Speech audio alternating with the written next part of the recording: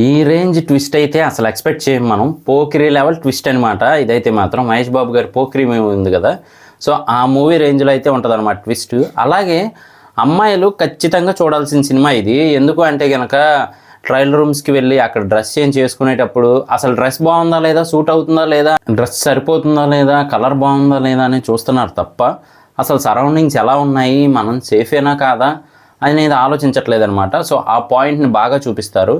అంతేకాకుండా ఫ్లోలో వెళ్తూ ఉంటారు కానీ అసలు సరౌండింగ్స్లో ఎవరైనా వచ్చి తీసుకెళ్లే ఛాన్స్ ఉందా లేదా అనేది చూసుకోవట్లేదు అనమాట. అదంతా కూడా బాగా కవర్ చేశారు. అంటే ఇప్పుడు సపోజ్ ఫ్రెండ్స్తో మాట్లాడుతూ వెళ్తూ ఉంటారు, అనుమానాస్పదంగా సరౌండింగ్స్ ఏమన్నా ఉన్నాయా అనేది వాళ్ళే చూసుకోవాలనే టైప్లో అయితే చూపిస్తూ ఉన్నారనమాట మూవీలో.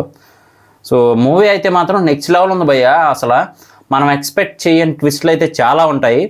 అలాగే మనకి ఫస్ట్ హాఫ్ కొంచెం సెకండ్ హాఫ్కి వెళ్ళాక కూడా త్రిష గారి క్యారెక్టరైజేషన్ అంత ఇంపార్టెన్స్ ఏమీ లేదు కదా అనిపిస్తుంది, కానీ మెయిన్ కీ రోల్ మాత్రం ఆవిడదే ఉండేలా అయితే ప్లాన్ చేశారు. అలాగే టొవినో థామస్ గారు మాత్రం నెక్స్ట్ లెవెల్ యాక్టింగ్ చేశారని చెప్పొచ్చు అనమాట. ఆల్రెడీ మొన్న ఏఆర్ఎం అనే మూవీ వచ్చింది, మీకు ఐడియా ఉంది కదా, అంతకుముందు కూడా మిన్నల్ మురళిలో నటించారు. సో ఆయన యాక్టింగ్ అయితే నెక్స్ట్ లెవెల్లో చితకొట్టారని చెప్పొచ్చు మూవీలో.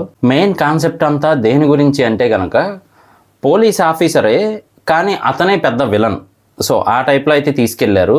కాన్సెప్ట్ ఏంటి అంటే ఆయన విట్నెస్ ప్రొటెక్షన్గా ఉంటూ ఉంటారనమాట ఆఫీసర్. అంటే ఇప్పుడు తెలిసిందే కదా, ఏదైనా ఒక పెద్ద క్రైమ్లో ఎవరైతే సాక్షులు ఉంటారో వాళ్ళని సేవ్ చేయాలన్నమాట. కానీ ఈయన రివర్స్లో ఏం చేస్తాడంటే ఆ విట్నెస్ ప్రొటెక్షన్ ఆఫీసర్ అయినప్పటికీ కూడా ఆ విట్నెస్ని అమ్మేస్తూ ఉంటాడనమాట. సో బ్లాక్మెయిల్ చేయటం కానీ లేదా అమ్మేయటం కానీ ఇలా చేస్తూ ఉంటాడు. ఇది చాలదన్నట్టు అమ్మాయిల్ని చెప్పాను కదా, ట్రయల్ రూమ్లో అలా వీడియోస్ అవన్నీ తీసి వాళ్ళని బ్లాక్మెయిల్ చేస్తారనమాట. ఏంటంటే మనీ కావాలి ఇంత అని చెప్పి. సో అలా వాళ్ళకి కావాల్సిన పనులన్నీ చేయించుకుంటూ ఉంటారు. మనీ అడగటం కానీ లేదా ఆ వీడియోని అడ్డం పెట్టుకొని ఏదైనా అఫీషియల్ వర్క్ జరగాలంటే ఆ వర్క్ అంతా జరిగేలా అయితే ప్లాన్ చేస్తూ ఉంటారు.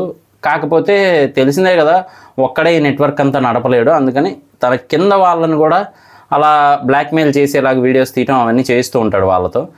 అలాంటి టైంలోనే జరిగేది ఏంటి అంటే మాత్రం ఒకడు మాత్రం ఆ అమ్మాయిని 25 లక్షలు అడగడంతో పాటు 1 అవర్ స్పెండ్ చేయమని చెప్తాడనమాట. సో అక్కడి నుంచి అసలు స్టోరీలోకి మనకి తీసుకెళ్తూ ఉంటారు.